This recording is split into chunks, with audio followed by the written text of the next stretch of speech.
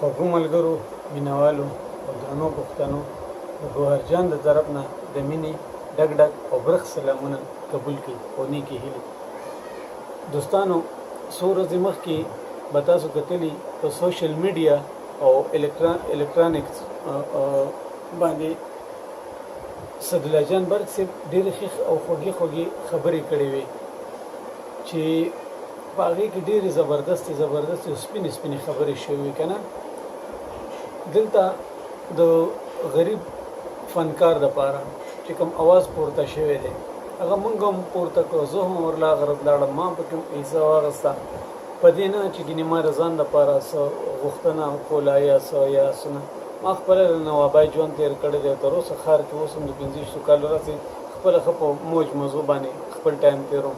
ملګرو، خبره دا ده چې کلچر ډپارټمنټ دا کومه کمیټي سلیکټ کړې ده، دی چې دا کوم خلک کېنولي دی نااهله خلک، آیا دا د دې جوګه دی؟ دی په خپله په موسیقۍ پوهېږي، په راګنۍ پوهېږي چې دی به د یو استاد سړي، د یو فنکار سړي، د یو میراثي سړي یا د یو شوقي سړي دی به تلل وکړی شي، پرېکړه به وکړی شي چې ګینې دا فنکار دی یا نه دی.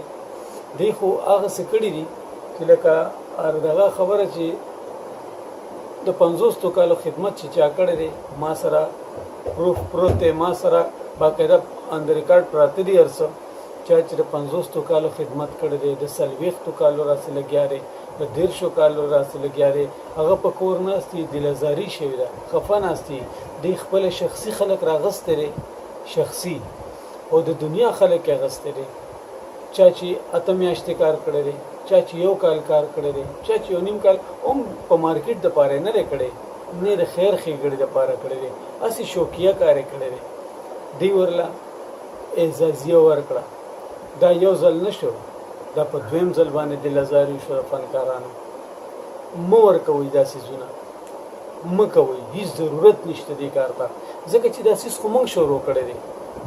د دې خبرې الله ګواه دی، د دې خبرې راشد خان ګواه دی، د دې خبرې ګلزار عالم ګواه دی، د دې خبرې وحید چکزی ګواه دی، او د دې خبرې زمونږ اختیار ګواه دی، او زمونږ سپیکر صاحب اسد کیسر ګواه دی چې مونږ د یو وفد په شکل کې 3 تنان لاړو اسد کیسر صاحب له.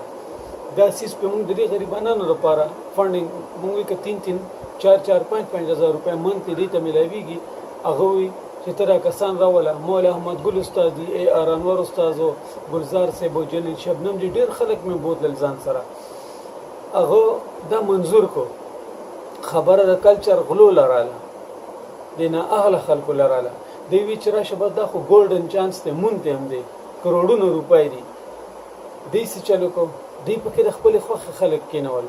هغه تېر ځل باندې هغه وشو. بیا اوس دا ځل چې کوم دا کومه لوبه دی سټارټ کړه، دا کوم پیسې دی ورکړې، کوم سلیکشن وشو، ما خپل ځاني وکتل، دا کوم نمونه په خدای قسم که پکې پیژنم د 450 نه زیات کسان پکې نه پیژنم، ځکه چې ما 15 کاله تېر کړه دلته. زه د دې ځای د پنجاب خلک پیژنم، د کې پی چې څومره خلک دي، د افغانستان څومره سندرغاړي غږونکي ویونکي لیکونکي دي، میوزیک جوړونکي دي، ټول پیژنم. نو زه به دغه خلک څنګه نه پیژنم؟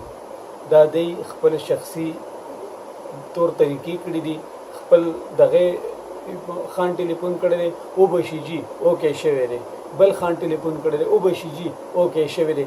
دا خانیزم دی، یا د دې داسې ختم کی، او یا دی چې کوم دی نو د غریبانو عجزانو له د خپل حقوق ورکړي.